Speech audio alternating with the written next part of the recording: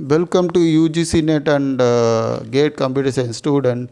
Again, here we will be discussing about another important TOC and compiler concept. Okay, what is called simplification of context-free grammar. Okay, we can have any context-free grammar, but so it has some rules to be followed, and that is said to be simplification of context-free grammar. And here the another name for context-free, simplification of context-free grammar is reduced grammar. Okay, so what is this?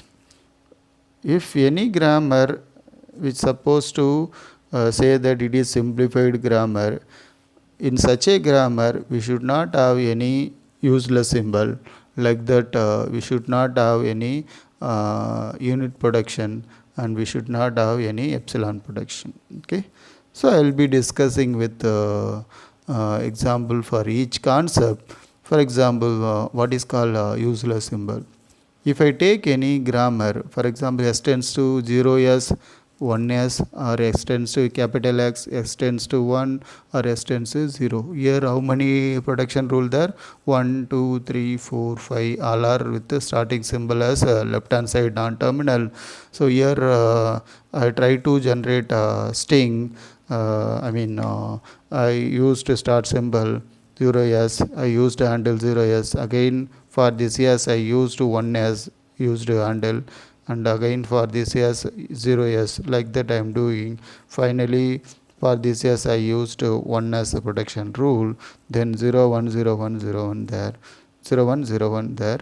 And for that what happened here is we never use production rule is called s tends to X. Okay, so that should be, whichever production rule which ever used in generating any string, then you want to eliminate such a production rule. After removing production rule s tends to X, I have very proper production rule for this given grammar is s tends to 0 s 1 s 0 1. Okay, so now I hope you got what is elimination of usual symbol. And here we go for what is called eliminate unit production. What is unit production? So if any production rule present in which one non-terminal replaced by another non-terminal, then it is said to be unit production. Unit, single non-terminal tends to another non-terminal. That should not present in any simplified grammar. So I am taking example s tends to 0a 1b and s tends to capital C, that is unit production. A tends to 0s 00 or b tends to 1 or a. So here s tends to C is one unit production, b tends to capital A is another unit production. You want to remove it. Okay, so how to remove it? So if you are removing, we should not remove as it is. Okay, whatever other substitution present there, that should be initially replaced, then only you want to remove it. For example, here instead of s tends to C, I can now C tends to 0 1. Okay, so that this is also another production rule present there. Wherever we have single non-terminal C, that should be directly replaced by 0 1. Okay, so I am writing this as s tends to 0a 1b, and instead of this C I am replacing 0 1 with help of this rule. Okay, so after that I can skip this C. Okay, and like that one more thing is there, b tends to capital A also present there.